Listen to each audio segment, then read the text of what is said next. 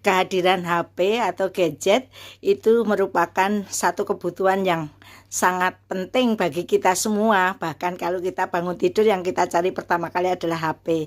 Tapi teman-teman harus tahu bahwa melalui HP itu juga kita bisa mengalami suatu kejadian yang mungkin membuat kita menjadi stres, depresi, bisa juga shock gitu ya. Ini saya alami 3 minggu yang lalu. Jadi ceritanya sebulan yang lalu itu saya di inbox di Facebook melalui HP saya. Katanya, "Ibu, Assalamualaikum, saya seorang guru dari SMA." Disebutkan dia SMA di kota Yogyakarta. Terus saya bilang, "Oh iya, karena saya ini suka ceramah guru-guru." Saya pikir ya dia guru gitu. Terus dia bilang, "Saya pindahan dari SMA sini, Bu, baru 1 tahun gitu." Karena saya tanya, "Loh, kemarin saya ceramah loh di SMA kamu gitu, kok nggak ketemu?" "Oh, saya baru pindahan 1 tahun, Bu, dari SMA ini." Kemudian saya cocokkan di SMA itu kebetulan ada mantan mahasiswa saya yang jadi guru di sana. Saya cocokkan, katanya betul ada guru baru dari SMA X gitu kan ke situ. Terus saya udah cuek aja. Terus setelah sebulan itu dia inbox di Facebook, kemudian tiba-tiba kemarin karena saya pikirannya baru ruwet mungkin ya karena banyak kegiatan koreksi, kemudian harus upload nilai dari saya kebetulan mengajar 8 mata kuliah cukup banyak gitu, karena kebetulan bidang ilmu saya itu hanya saya di kampus saya itu, karena ada yang pensiun, kemudian ada juga yang meninggal sehingga tinggal saya, yaitu bidang ilmu saya adalah biokimia. Terus kemudian tiba-tiba dia itu inbox lagi bilangnya, Ibu saya masukkan ke WA grup tauziah rahasia. Terus saya kan bilang, "Wah jangan Mbak, saya itu WA grupnya udah 112 gitu kan." Terus saya kan juga mikir WA grup tauziah rahasia, jangan-jangan ini teroris gitu kan ya. Nah kemudian dia bilang, "Wah udah terlanjur karena ini WA-nya itu rahasia, WA grupnya rahasia. Kalau mau keluar itu nggak bisa Bu, semudah itu gitu seperti biasanya gitu kan." Terus saya marah, "Lah kenapa kamu masukkan ke WA grup kok tidak konfirmasi dulu ke saya?" Terus dia bilang, "Udah Ibu, kalau mau dikeluarkan Ibu ikuti petunjuk saya." Lah habis dia ngomong seperti itu tuh saya kayak kehilangan kesadaran. Dan Allah itu sungguh luar biasa teman-teman. Jadi tiba-tiba anak saya yang perempuan itu ketok-ketok di ruang kerja saya, tapi saya udah nggak sadar gitu. Terus anak saya buka pintu sendiri, dia bilang, "Mama, minum dulu mah, Mama kan capek," gitu. Saya udah nggak nanggepin anak saya. Terus anak saya, "Mama ada apa?" Saya nunjuk-nunjuk HP saya, terus dipegang anak saya, terus, "Aduh mama dihack ini wes udah ribut aja, aku udah gemeteran, nggak bisa apa-apa. Aku kalau panik itu udah gemeteran gitu." Anak saya pinter, langsung kan di HP saya itu ada bankingnya ada 2. Terus yang BCA itu langsung ditelepon tuh bisa langsung diblokir. Tapi yang satunya bank daerah ini kan uangnya tidak sedikit.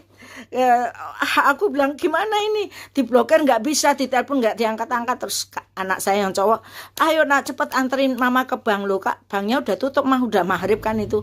Terus udah pokoknya anterin gitu. Alhamdulillahnya di banknya itu ada satpamnya, terus langsung saya hubungkan langsung Bu tempat orang yang memblokir. Kemudian disebutkan Ibu tadi jam 2 siang ngambil 1 juta ya Bu, ya ini belum ada transaksi lagi. Saya lemes, saking lemesnya shock kan, pingsan saya di bank itu, dibikinin minum sama satpamnya gitu. Terus udah saya 2 hari itu nggak nyambung, diajak ngomong masih linglung. Lah ternyata saya kan nangis sama anak saya, "Mama bodoh, Mama goblok, Mama bego," gitu. Anak saya, "Enggak Mas, semua orang bisa seperti itu, seperti terhipnotis." Tapi heran saya kok terhipnotis lewat tulisan gitu. Lah 3 hari saya baru bisa ke kampus karena saya benar-benar linglung. Terus teman-teman saya pada meluk saya kan, katanya, "Ibu jangan merasa bodoh, saya yang profesor aja kemarin juga ketipu." Tapi ditelepon kalau teman saya profesor itu 10 juta. Terus ada teman lagi profesor juga 20 juta. Ternyata banyak sekali teman-teman saya itu yang usianya 50 tahun ke atas tuh kan gaptek ya, banyak sekali ditipu seperti itu. Jadi mulai sekarang teman-teman, kenapa saya ingin sharing ini, kalau di HP teman-temanku ada yang nelpon atau ada yang WA nggak kenal, langsung diblokir aja gitu. Di Facebook juga seperti itu, kalau nggak kenal jangan dipedulikan, karena saya itu udah sampai aku nggak pengen punya HP, takut gitu kan anak saya. Lah mama kalau nggak pakai HP gimana? Mama punya proyek di kementerian segala macam.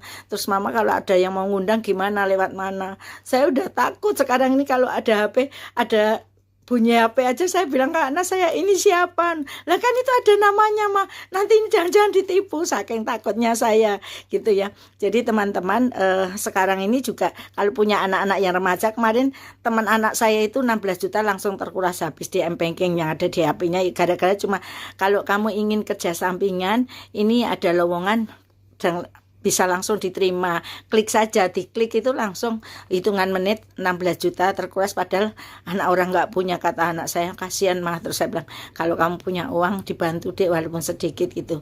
Nah ini mudah-mudahan ini menjadi apa ya, pengalaman untuk kita semua, termasuk saya sendiri.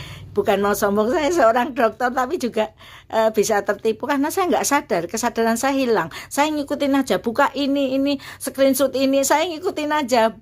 Bodoh sekali, makanya saya nangisnya, bodoh sekali mama, goblok. Enggak mah, semua orang bisa kena itu, kata anak saya sampai ngelus-ngelus punggung saya. Enggak apa-apa mah, enggak apa-apa, kita udah selamat mah. Nah, sejak itu saya uang saya keluarkan, saya udah nggak punya M-Banking lagi. Pulang punya M-Banking itu hanya diisi sedikit karena di kantor tuh kalau ada apa-apa harus lewat transfer gitu. Yang lainnya nggak pakai M-Banking lagi, udah untuk jaga-jaga aja, takut saya.